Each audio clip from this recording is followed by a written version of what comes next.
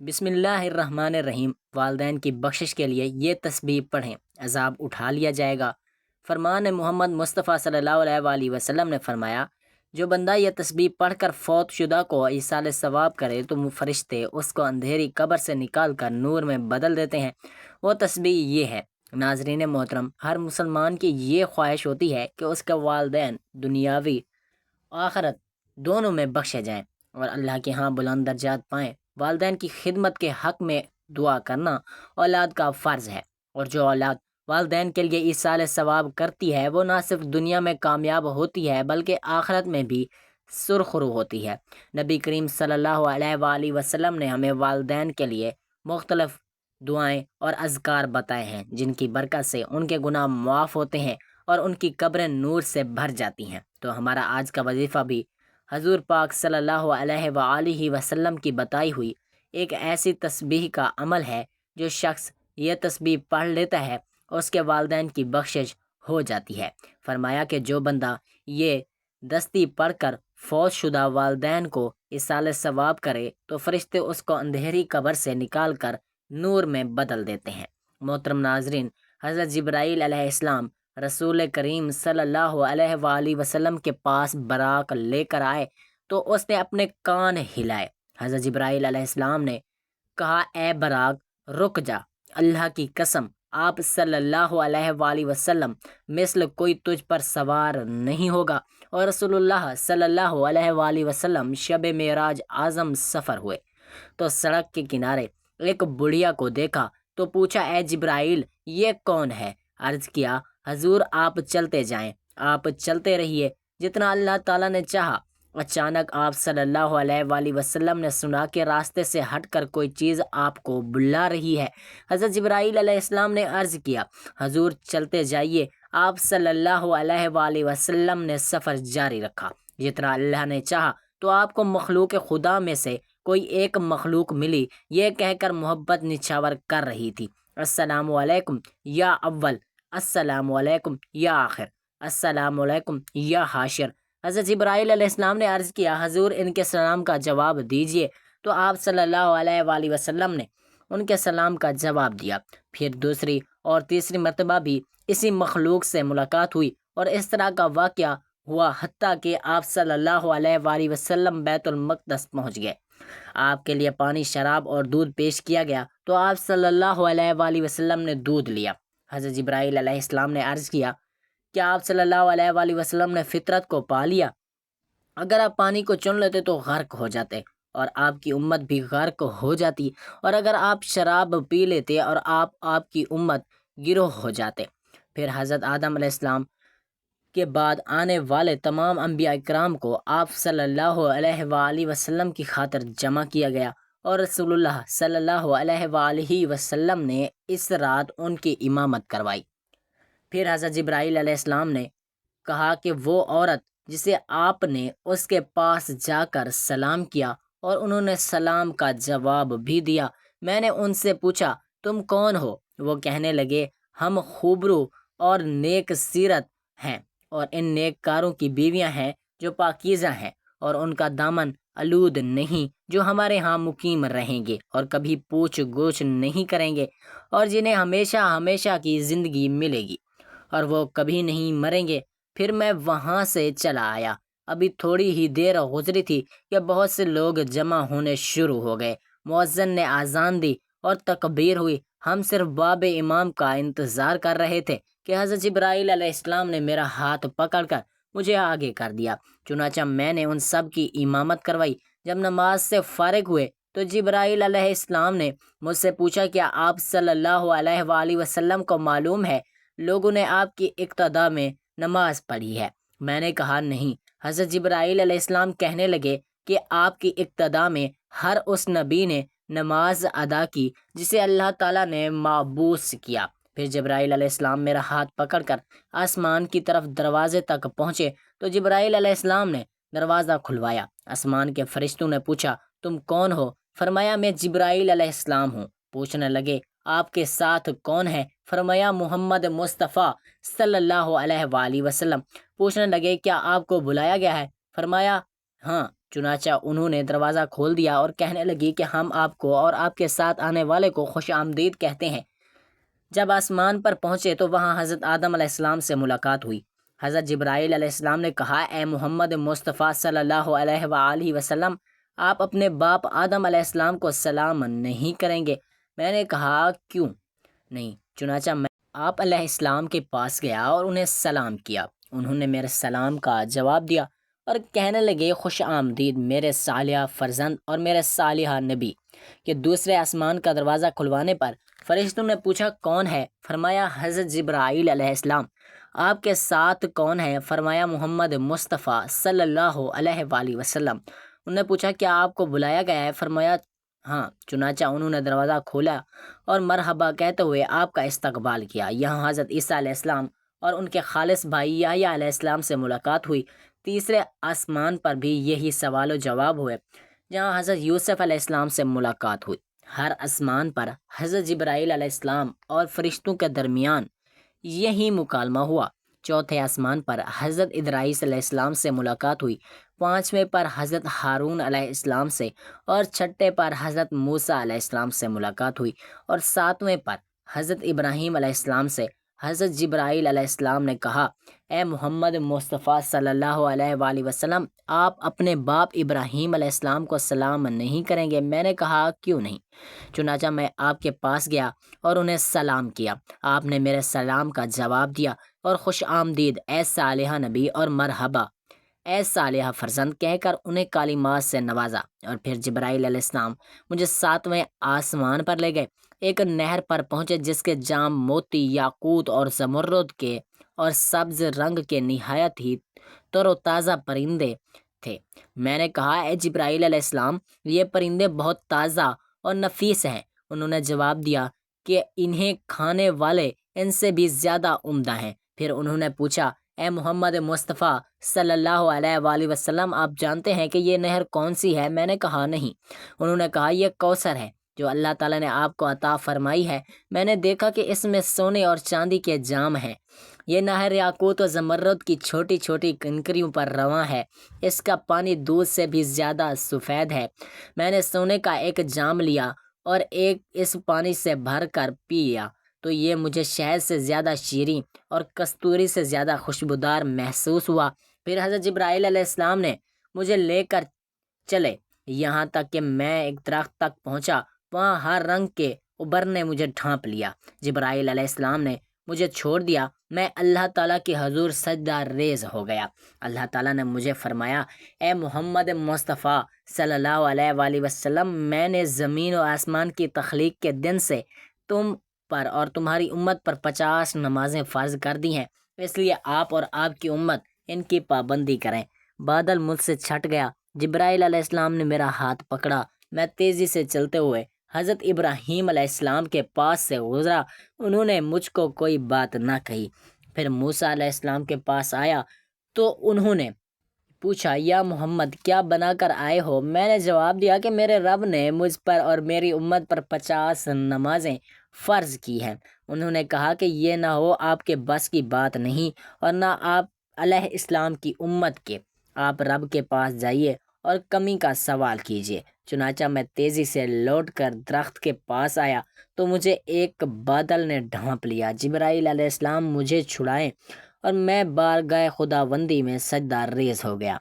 میں نے عرض کی، اے میرے رب، تو نے مجھ پر اور میری امت پر 50 نمازیں فرض کی ہیں، جس کی نہ مجھ میں استطاعت ہے اور نہ ہی میری امت میں، لہٰذا تخفیف فرمائیے۔ اللہ تعالیٰ نے فرمایا کہ میں نے 10 نمازوں پر تخفیف فرما دی ہے۔ پھر بادل مجھ سے چھٹ گیا اور جبرائیل علیہ السلام نے میرا ہاتھ تھام لیا۔ میں جلدی سے پلٹا، حضرت ابراہیم علیہ السلام کے پاس آیا تو انہوں نے مجھے کچھ نہ کہا۔ پھر جب حضرت موسیٰ علیہ السلام کے پاس آیا تو انہوں نے پوچھا کہ کیا ہوا؟ میں نے جواب دیا کہ میرے رب نے 10 کی کمی کر دی ہے۔ کہنے لگے کہ 40 نمازیں نہ آپ پڑھ سکتے ہیں اور نہ ہی آپ کی امت، اس لیے رب تعالیٰ کی جناب میں لوٹ کر جائیں اور مزید تخفیف کی التجا کریں۔ اس طرح بار بار چکر لگانے سے 5 نمازیں رہ گئیں، پڑھنے میں 5 اور ثواب میں 50۔ حضرت موسیٰ علیہ السلام نے مزید تخفیف کے حصول کے لیے کہا، لیکن میں نے جواب دیا کہ اب مجھے اللہ تعالیٰ سے حیا آتی ہے۔ پھر حضرت جبرائیل علیہ السلام نے مجھے لے کر نیچے اترے۔ میں نے جبرائیل علیہ السلام سے پوچھا کہ میں نے جس آسمان پر گیا ہوں، فرشتوں نے مجھے خوش آمدید کہا اور مسکراتے ہوئے میرا استقبال کیا۔ ایک فرشتے کو میں نے سلام کیا، اس نے میرے سلام کا جواب نہیں دیا اور مجھے خوش آمدید بھی کہا، لیکن میری آمد پر مسکرایا نہیں۔ حضرت جبرائیل علیہ السلام نے کہا، وہ جہنم کا دروغہ مالک ہے، اپنی پیدائش سے لے کر آج تک وہ نہیں ہنسا۔ اگر اسے مسکرانا ہوتا تو آپ کی آمد پر ضرور مسکراتا۔ بعد ازاں آپ سوار ہو کر واپس چل پڑے۔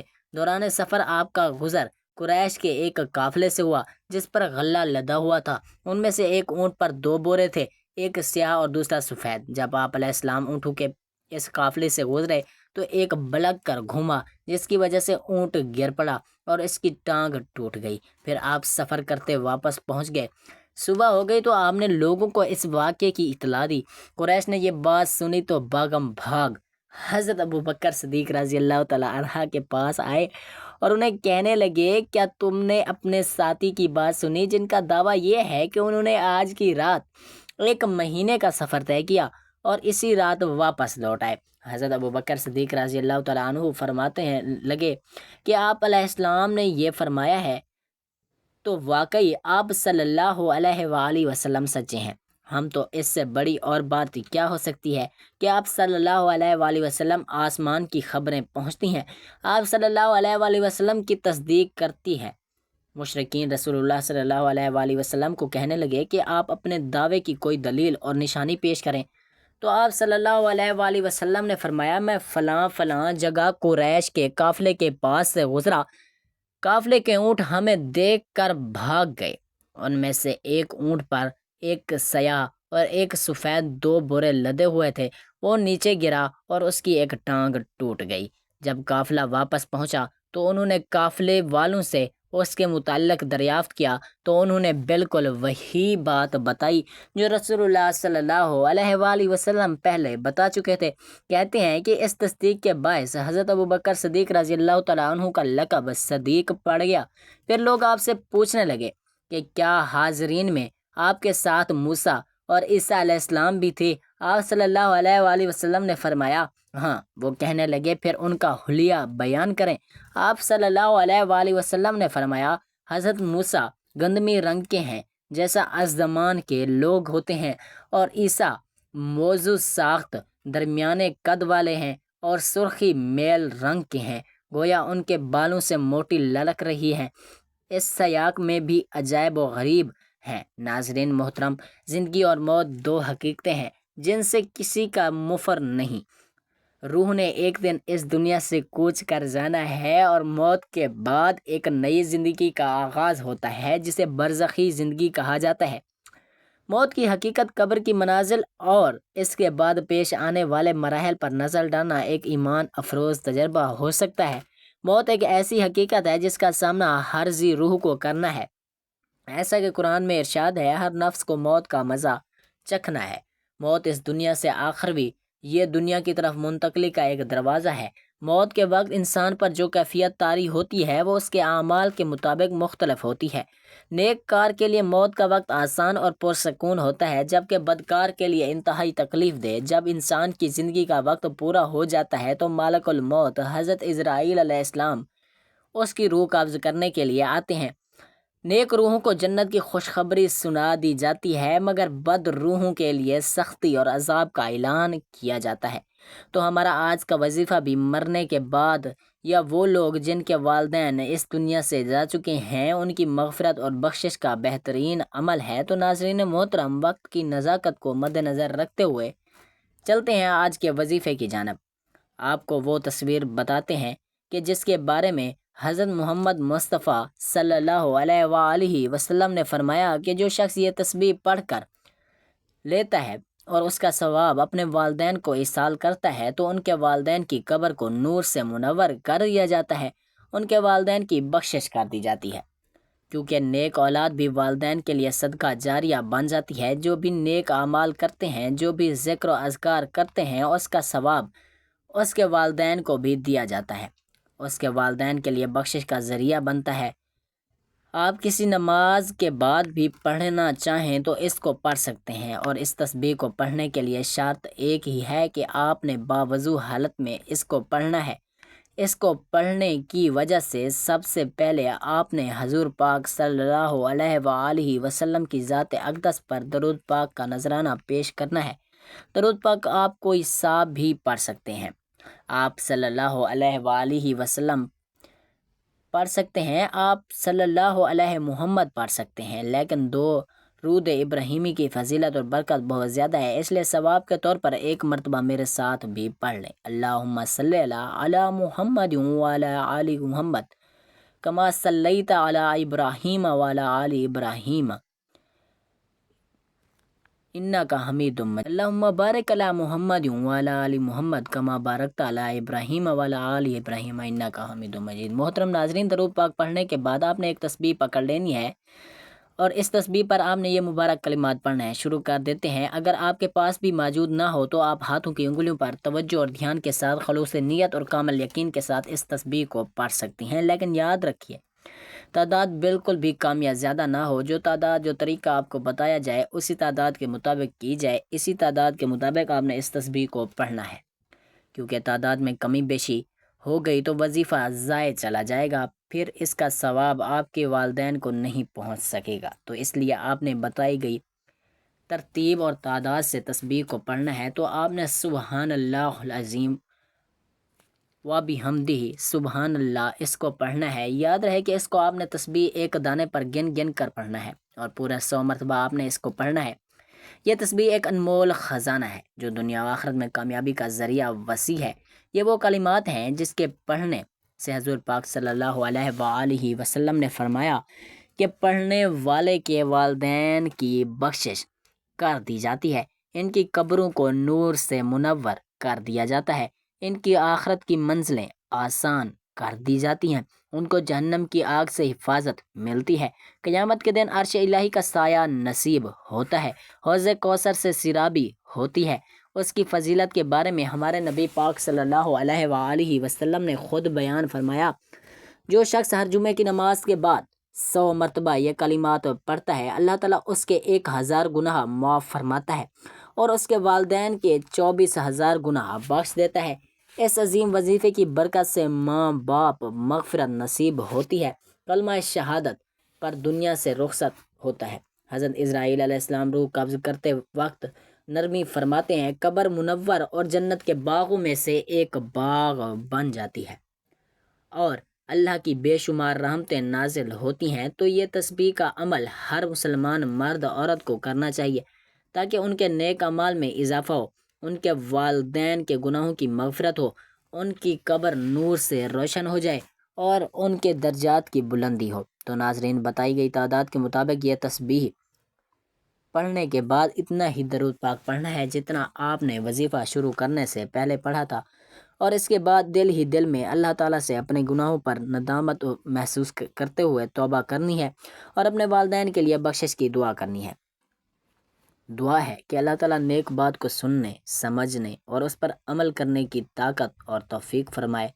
میرا سنانا اور آپ کا سننا اپنی بارگاہ الہی میں قبول و منظور فرمائے، ہم سب کا خاتمہ ایمان پر فرمائے، اور اس تسبیح کی برکت سے ہماری مغفرت فرمائے، آمین یا رب العالمین۔